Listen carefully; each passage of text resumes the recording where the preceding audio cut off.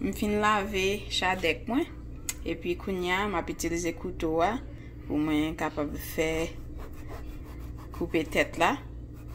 Ouais, pendant ma coupe là, si vous remarquez, I'm trying to make a diamond shape. Je montre comment ça va sortir. Sous kaweli. Comme ça. Like this. You see that? Haha, nous voyons ça. Je coupe en temps comme si je coupé un diamant. Et puis ça. Ou qu'à manger ça, si vous voulez. Et puis, quand on prend couteau, on va aller comme ça. On va retirer viande. So you take the knife and you cut the inside. Like this. Couper. Couper. Be careful. Parce que le couteau ça m'a utilisé. It's very, very sharp.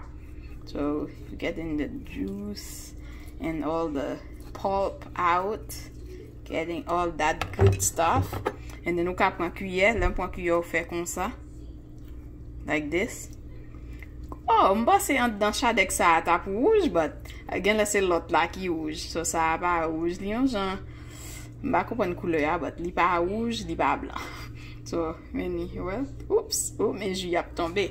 So pour moi même m'a utilisé sirop miel là. Parce que c'est li m'vle utiliser jodi ya, but ou ka utiliser sucre. Avec ti moun yo toujours plus utiliser sirop miel là. Ou mette valet ou vle. Si vous voulez tout, ka goûter le chadek là pour ouais. So, ouais. And then, le gen bon lumière.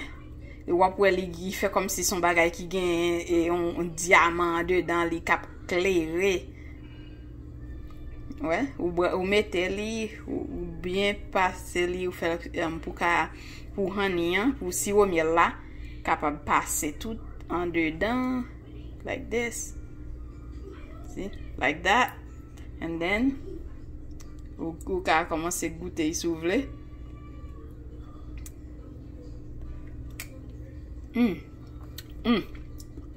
Ça c'est façon de qu'on manger chadek le moi était petit en Haïti. See, that's how I used to eat it in Haiti.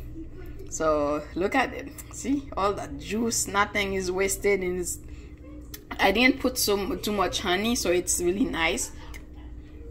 It's not too sweet. My kids love this, by the way.